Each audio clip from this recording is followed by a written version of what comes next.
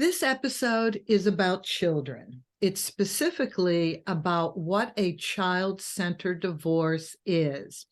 And we have one of the best people we could possibly have on the program to discuss this.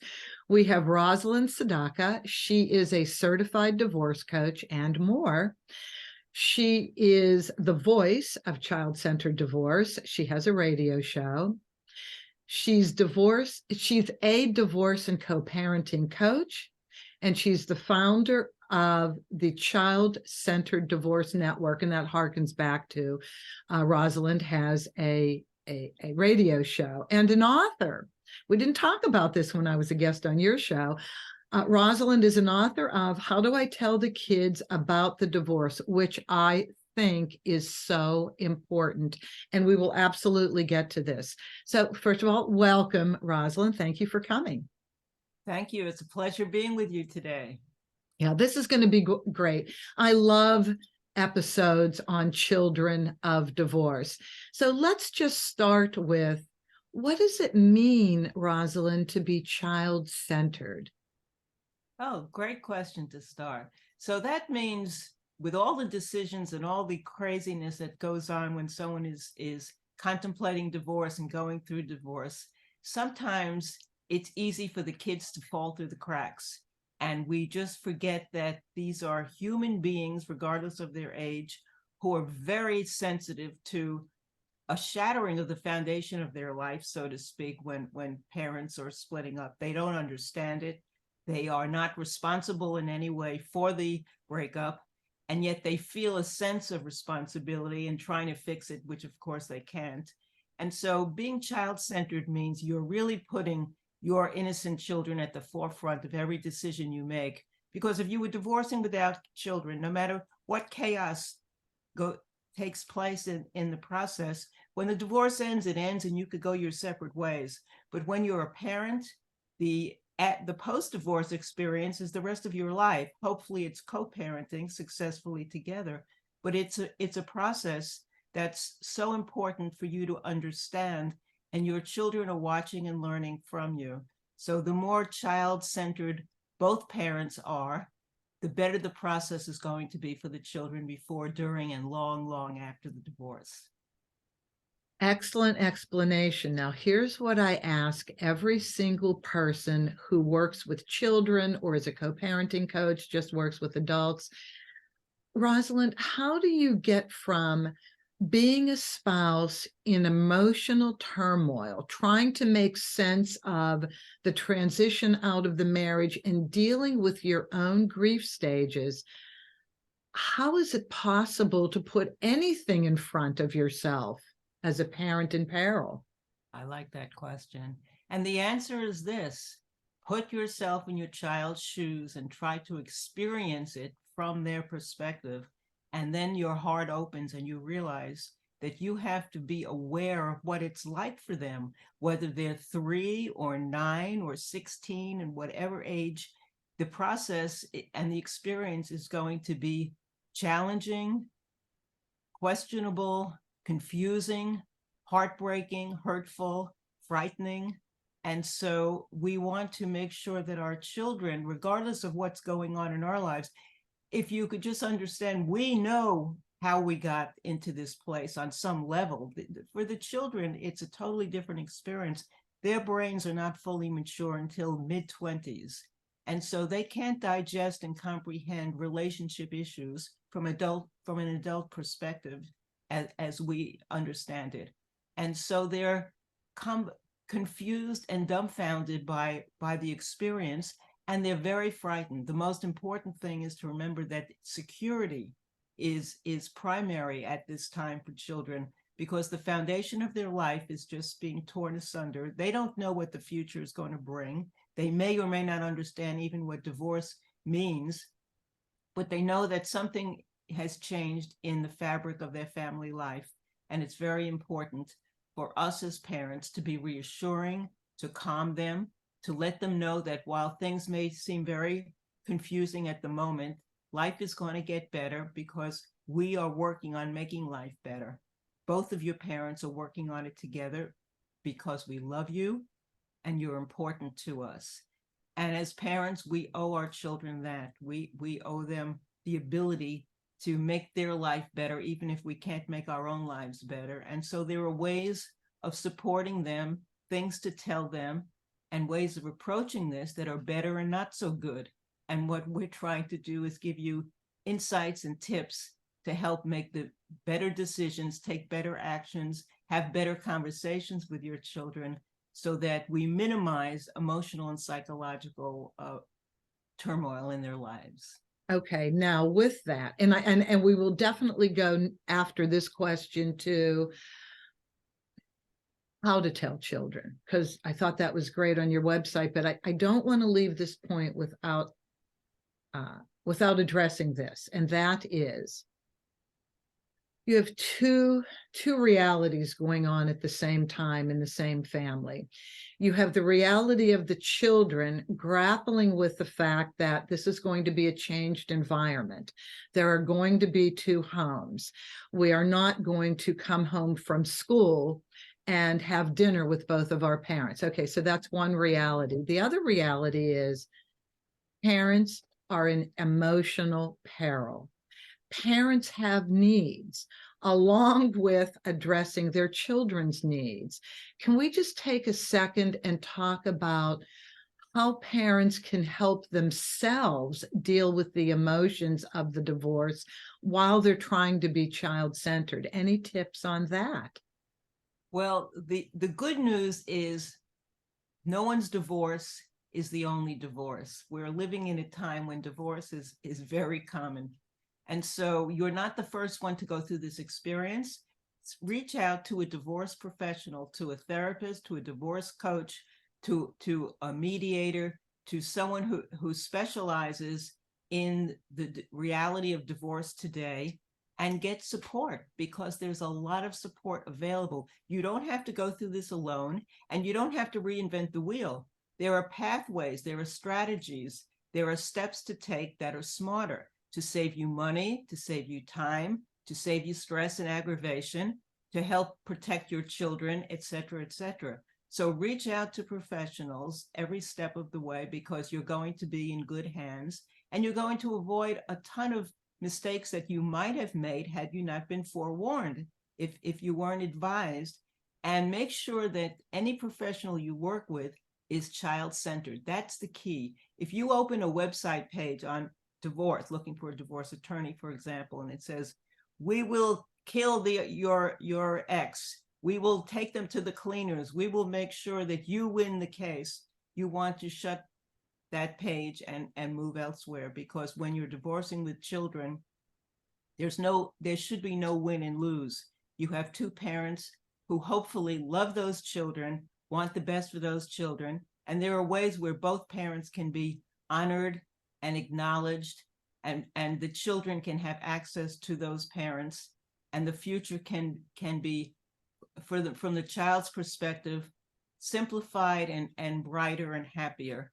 And it is better for both parents, when they're co-parenting, to do this too, to take steps that are smart and child-oriented for everyone in the family.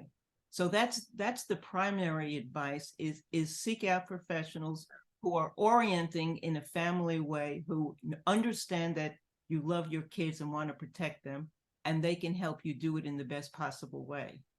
And you brought up an excellent point within all of that, and that is something an attorney said recently on another interview, and that was, if you are married to a bully, if you are married to a high conflict person, do not get an attorney who's also a bully or a high conflict person, because now you're sandwiched between a high conflict bullying attorney, yours, and your high conflict bullying spouse. You don't stand a chance. You get eaten alive by all of this really rough energy.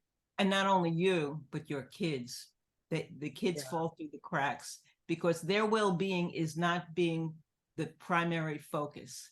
And it's so easy, especially since our kids aren't vocal, for the kids to pay the price for the divorce. Yeah.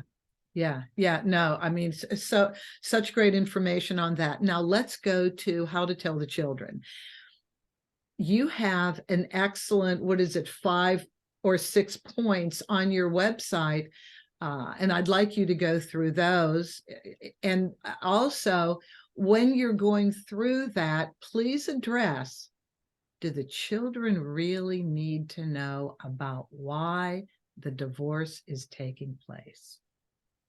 You always want to speak in age-appropriate language. Children do not understand the complexities of adult relationships. Even older teenagers don't. They can't. They haven't been through it. They don't understand a marriage that went askew. And so you want to speak to your children not only according to their age, but the rule is, in general, if your kids can't fix a situation, they shouldn't be privy to adult information about it. So that means 99% of issues are not for children to be told and shared, because it's not going to help the child in any way to know that dad's an alcoholic and mom had an affair and all the other drama that we go through when relationships break up. It's not part of what the children need to know. They need to know that they're loved and valued by both parents, and that they can love and value both of their parents. And that's the most important thing. So you want to tell children what you need to tell them. And a lot of the times you could just say, this is very complicated. This is adult. It had to do with our relationship. We were married for X number of years. We are not seeing eye to eye. We don't get along in certain ways. You may have experienced the hearing us fighting and conflict, and we realize that that's not good for any of us. And so we've decided life will be better for everyone in the family if you spend happy time in mom's house when you're with mom, happy times in dad's house when you're with dad, or whoever the parents are. And keep it simple and direct. You don't want to lie, but you don't want to be sharing adult information with children, because they can't comprehend it and they can't fix it. And the minute children are experiencing adult issues, it robs them of their childhood innocence. Suddenly their minds are going into a place that adults are thinking about, and they are no longer innocent children. Now they're your therapist, your friends and colleagues, and that's not a place you want your children to be. You need to be parenting them. So you don't want to share and make it more complicated than it has to be. You keep it on the simplest level. The important thing is the security and the foundation, and letting them know that things are going to work out okay. And there's key messages that we always want to share with children. One is, you are not to blame. No matter what is going on, even if the parents are fighting about the children, it's never the children's fault. So we have to remind our children repeatedly, before, during, and long after the divorce, that none of this is their fault. Because children will innately start to feel, maybe if I got better grades in school, if I wasn't fighting with my brother, Right. if I didn't do that last week, maybe that's why my parents are getting a divorce. They're looking at it from their perspective, which is much more simplified, and they can't grasp what really is going on. So we have to remind them that they're innocent. We want to tell them that this is about change and not about blame. So it's very important to focus on the fact that everything in life changes, and that we change grades in school, we change hairstyles, we change friends, we change sports and teams, and so many things change. This is a change in the form of our family, but we will always be a family. And that's so comforting for a child to hear. The form is changing, but we will remain a family. Mom and dad will always be your mom and dad, or whoever the parents are, and we will always love you. Those 2 points can't be repeated often enough, so the children grasp that, they get that, because that's the biggest fear and insecurity, is losing one or both of their parents. Will my mom divorce me if I'm not a good girl in 2 years? All of those things go through children's heads, so they need to be reassured again and again. And we have to remind them that things are going to be okay, that we are working on it, that we as your parents are talking about this, and we are working on making things better. So life right now may be very confusing and frightening and insecure, but it's going to get better and better and better. And that's why we've decided to do the things we're doing, to create a better, happier outcome. So with those reassurances, the children have something to hold on to. They don't feel their life is falling apart. They have the security of knowing that both of their parents are going to still be their parents. No one is going to replace their parents in their lives, and that there's something ahead to look forward to.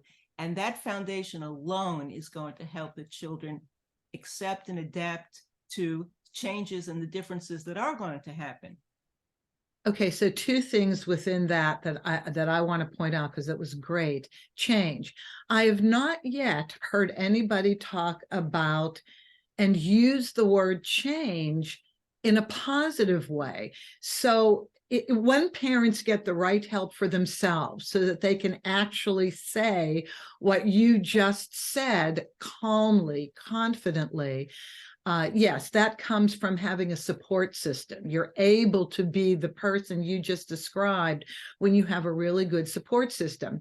The fact that there's change happening all around the children, I like the fact that you're addressing it, because it's there. It's change. And change doesn't have to be the worst thing in the world, handled properly. When we remind the children of that, they see it in a different perspective. This isn't, oh my God, all of this is changing in our lives. Our family is changing in the form, but we're still a family, and change is inevitable in life. You're going to change grades in school. The seasons are going to change. Your hairstyle is going to change. These are things that kids can understand. So when they understand that change is just part of life, this is a change that we are going through in the form of our family, but what matters doesn't change. Your parents will still be your parents. Your parents will still love you till the end of time. And that is a reassurance that provides a great deal of security and a foundation of strength that I could get through this, because it isn't the worst thing in the world. So, and when both parents, that's the key, whenever possible, to get both parents saying the same thing in alignment with one another. There's a reassurance in that. My parents may not be getting along well, and there may be conflict and fighting around the home, but they're both telling me similar messages. And the agreement about that is a huge sense of security. So the parents are providing security in the conversation. And I have a book that suggests using a storybook with family photos, as well as the messages that we were talking about. And when you combine them, we give children a sense that there was a past, there is a present, and there's going to be a future. And that future is going to be brighter than the present moment right now. And that's comforting, reassuring, something to look forward to. Because, and I have learned this from listening to other kids talk, or listening to adult children of divorce talk about when they were kids. And one of the things I found very interesting, even from an age 3 and a person who was age 3 or 4 when the divorce was happening, and that was, okay, so having 2 homes, having a change in the family structure wasn't our first choice. But if they're living in a household that has lots of fighting, the calm and the peace, the sound of the home, they want that peace. So although you may be feeling guilty, parents, that you're destroying your children's lives, oh my God, how are they going to get over this? They will, as you just described, they will. But bear in mind, the home that you're providing for them now, if there's a lot of disruption in it, that's not good either. So I'm trying to say this to remove the guilt, maybe. Yes, The yes, parents may be feeling. You're making such an important point. And Judith, about half the children, when they hear about the divorce, actually are relieved, because if they're living with tension and conflict, then they're actually, some of them will say it's about time. And I've heard many clients tell me this afterwards, that the children say it's about time. So it's not always the worst thing in the world for children. And it's very important for parents to understand this, again, from the child's perspective, because what the children want is peace. And I'll tell you a story from my own life. When my son was 11 years old when we were divorcing, and my ex was very upset because I initiated the divorce after years and years of putting it off and putting it off. And he was very angry. And he constantly said to me, "You're destroying our family. You're going to destroy our child." And of course, that guilt kept me from making the decision. Finally, we did. And I moved out of the house because he was never going to leave. So I did the thing that a lot of the men do, but I packed, found another place to live close by in the neighborhood so my son could still go to the same school. And I moved out, and I was packing up some things one day after my son already knew about the divorce. And Dad and I started fighting, and my son started crying, 11 years old. And his father said, "See, look what you're doing. You're destroying our family." And my son stopped crying and he said, "Daddy, I'm not crying because of the divorce. I'm crying because you're fighting. Stop fighting." And to his credit, my ex got that. We never fought around him again. He stopped having the tension headaches. My son stopped having the tension headaches he was having. And we moved on and we didn't know how, but we created a child-centered divorce, because the one thing I knew is that my ex loved my son as much as I loved him. And we had that connection. And that connection alone can save everyone in the family, because when you're focused on the children, you just make better decisions. But my son was very clear in saying, I'm crying because you're fighting. It's not the divorce itself. Yeah. Because for a lot of children, the relief of getting away from that fighting is really a joy. It's a pleasure to have some peace of mind. Yes, I'm so happy that we touched upon this, because I don't talk about it. It doesn't come up that much in these interviews about children, but I'm really happy that it did, because yes, you're doing your kids a favor in some instances by changing the whole tone of their lives by your divorce. And this can be in a good way. Parental alienation. I wanted to leave this topic of how to focus on the children and make sure the children feel secure and safe by talking about the negative result if you don't, and that's this issue called parental alienation. Would you please define that first? Yes, that's when one parent either poisons the children's minds about the other parent, to the degree where the children either dislike or hate the other parent because they're listening so much to what one parent is saying, or they are not allowed to experience and spend time with the other parent. So either they are forced not to be with the other parent, or they are turned against the other parent. Either way, one parent feels so self-righteous about how much better they are as a parent and how toxic the other parent is, that the kids lose access to that parent. And it's divorce gone wrong on the most dramatic way. It is so painful, and it's extremely painful for the parent, no matter how bad a parent they may be, if they really do love their children. And there's always a small percentage of people who don't apply to any of the things we've been saying because they really are toxic people, but that's a small percentage. So most parents are devastated by losing access to their children. And many children don't know how devastated they are until they're grown adults and realize that they have been cut off from a relationship with a parent that they might have had a good relationship with had they not been brainwashed against that parent. So it creates pain and sorrow and turmoil and wasted years and years. And it's very, very unfair. We can have conversations with our children about things that one parent did.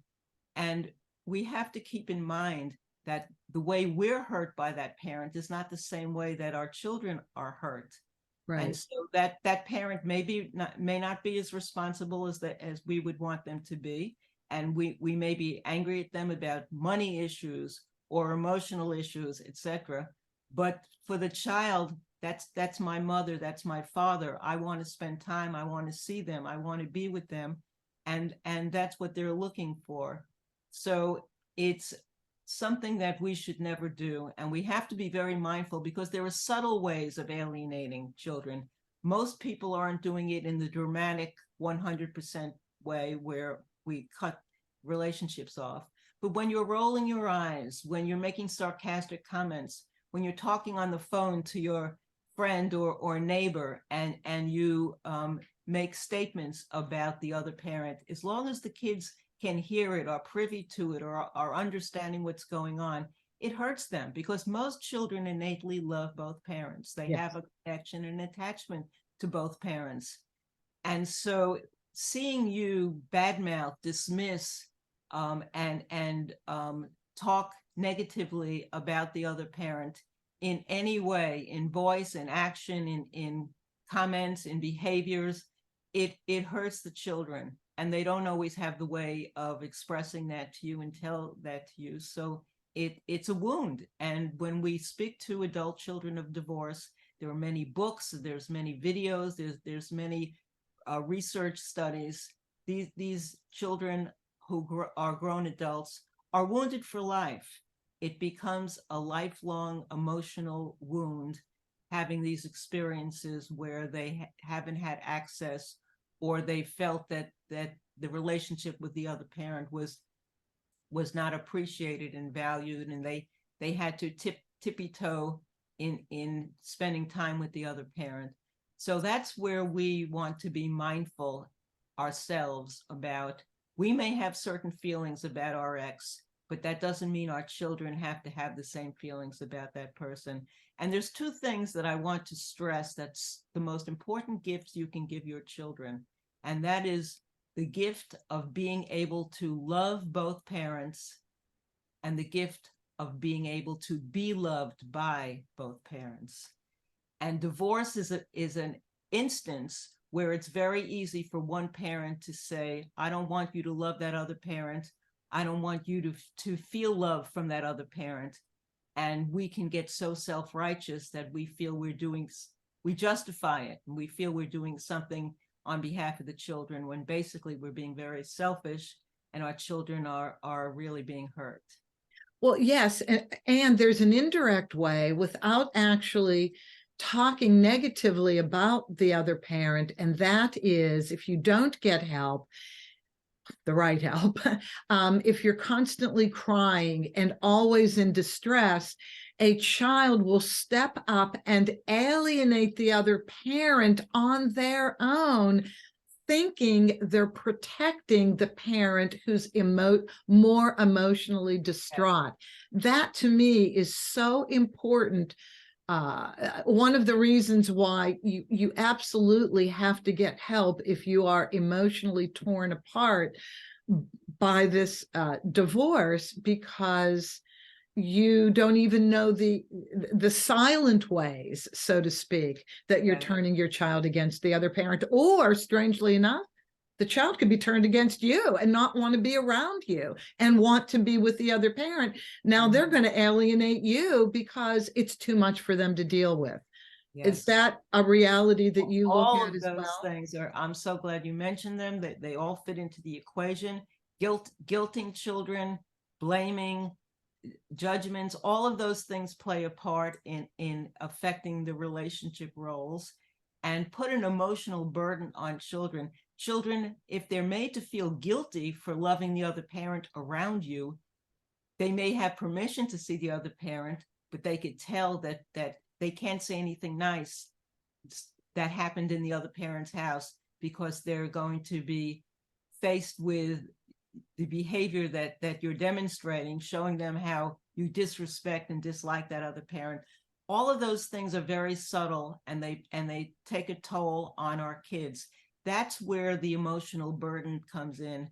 And I always remind clients, it's not divorce per se that scars children. It's how parents handle the divorce. It's not the divorce. Yeah. It's the way the parents go about the divorce, and that's why we are here to grab parents as early on as possible and let them understand the consequences of every move and every decision they make, because there are consequences. And if you make any of these mistakes, even without understanding them fully, your kids are paying the price. And we don't need children to be paying a higher price when divorce is an experience in their life. It's hard enough just as it is when it's handled perfectly, let alone to be adding these layers and layers of emotional turmoil and psychological craziness. So we never want our children to be parenting us as parents. So we never allow them to be our confidants. We Yes. don't turn into their therapists. We don't want our kids to be our therapists.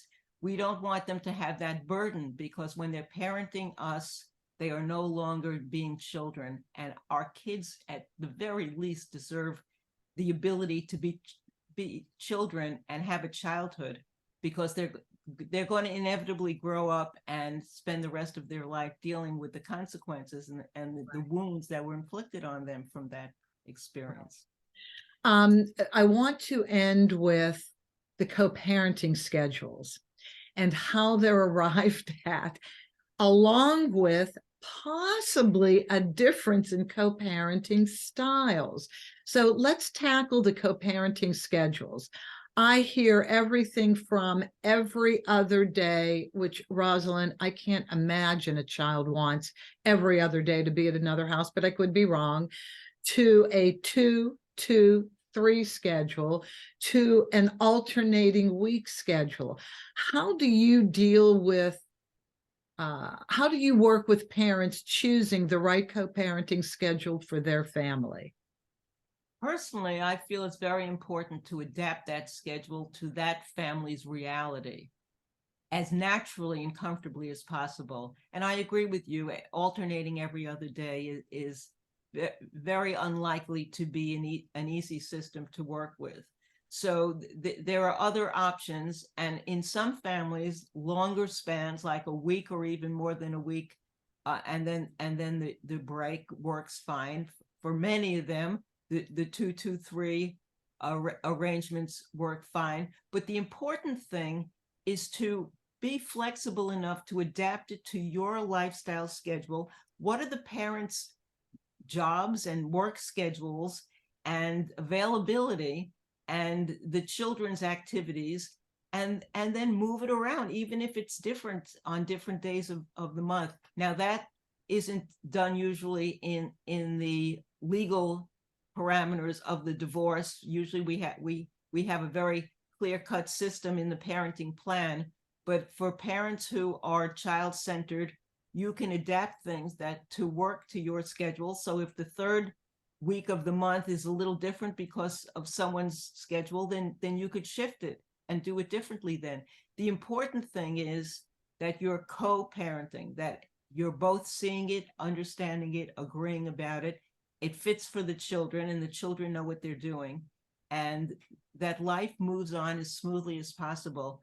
So I like to really get both parents actively involved, the kids' schedules actively involved, and come up with something that just works for your family, because we want to get the courts out of the system. We don't want people going back every 6 months and making shifts and changes to parenting plans and dealing with legalities. But wait a minute. You have one of the most creative approaches I have ever heard that you used in your own family. Can you please share that? I've never heard anybody say what you told me a week or two ago. Once we worked it out that my son got off the school bus at this address, or he got off the school bus at that address, then we just, every Sunday night, I would pick up the phone, talk to Dad, and I would say, I'm free Monday, Tuesday, and Wednesday, but I have a meeting on Thursday, and I have a date on Friday night. So we'll alternate. You'll have the weekend, and you'll date on Saturday or Friday, but next week on Monday I'm not available. So what if you take Tuesday, Wednesday, and Thursday? We just moved it and shifted around every week. and my son just knew to get off the school bus that day at this house or that house.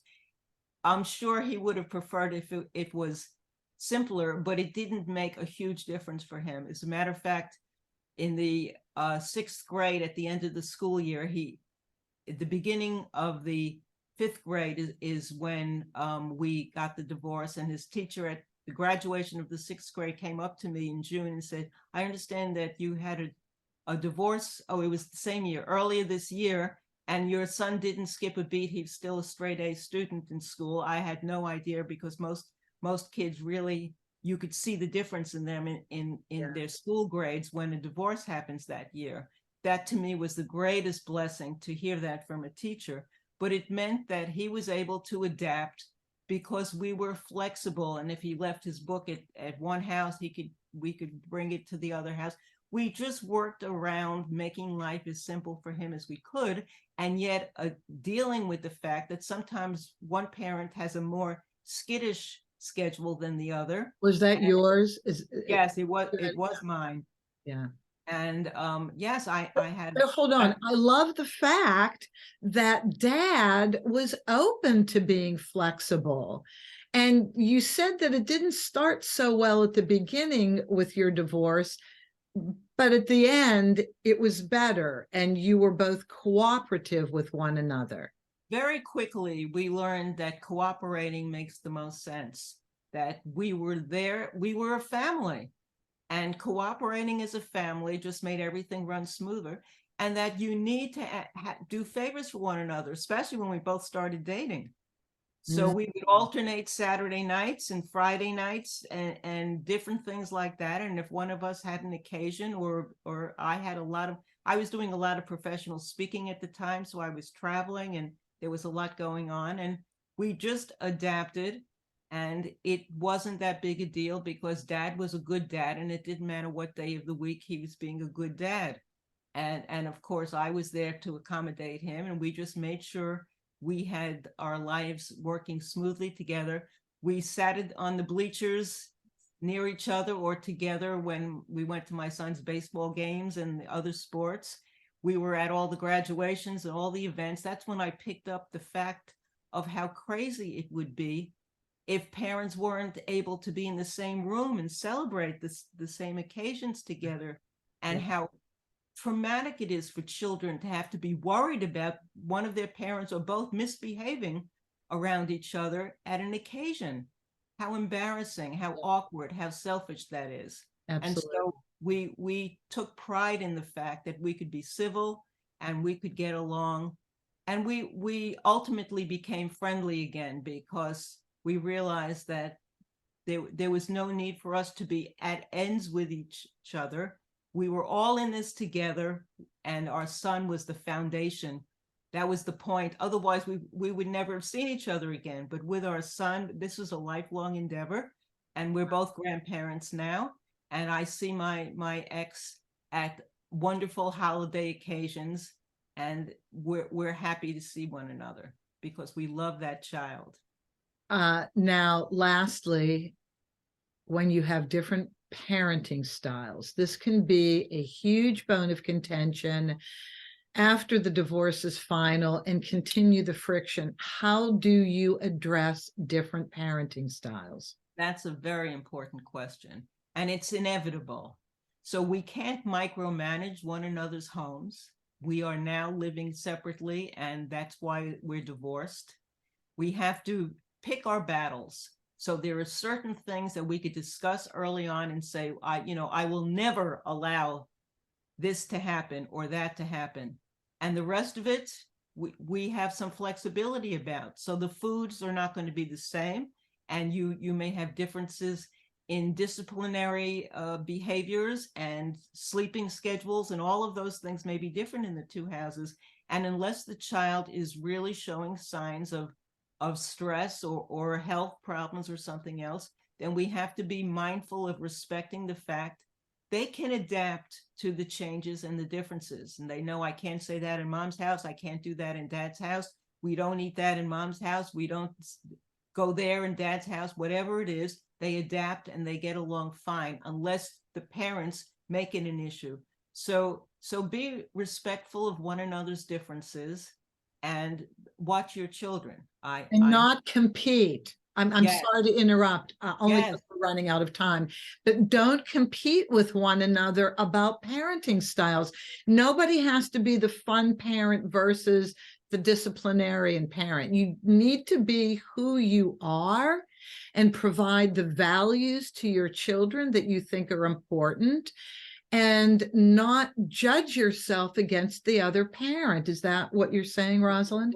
well said. Absolutely, totally agree. Okay. Yeah, that just if can we finish with why it becomes a competition? We compete because we feel that we're trying to win brownie points with the kids, and the kids aren't judging us necessarily. We are getting into a competition because we feel we have to show that we're the best parent. And of course, the kids very often will respect a lot of things about both parents. They pick up things from both parents, and neither one is usually 100% right or wrong according to the kids. And so we want to be very mindful of not competing, creating jealousies and competitions in any of it. And especially when we move into dating and relationships, that's a whole other area of discussion, because kids get caught in the middle of that, and we don't want our kids to feel that they're competing with a new love interest in our life. So competition and jealousy is a natural part of relationships. It happens, and we have to be our most mature adult selves when we're dealing with all of these things. And as you said, honor ourselves, because our values are our values, and we don't, it's not a matter of right or wrong. Our kids are watching and learning, and they could see that there aren't necessarily black and white ways of doing everything. Life is usually filled with shades of gray, and the differences between the families are a way for our children to understand, just like political differences and other differences in our society, in our world. These are differences that can be adapted to, and we could make decisions about when we grow up how we're going to be doing things. But we have to be as understanding and accepting of personality differences and different parenting styles as possible. And it's a learning experience, and that's why coaching plays a big part in supporting parents and children every step of the way. And as long as your child is not being hurt by a parenting style, the grades aren't going down, they're not physically unhealthy, let it be. Yeah. Just let it be. Let the kids be in reaction to the parenting style, because I think kids will say, okay, I want to go to bed now, instead of staying up till 11. They actually do get tired eventually. What did somebody say? If you, rather than criticize the other parents' bedtime, for instance, that they let the child go to bed too late, just say, how did you feel in school today? Just let the child say how they are. And if they're fine, okay. So two different parenting styles.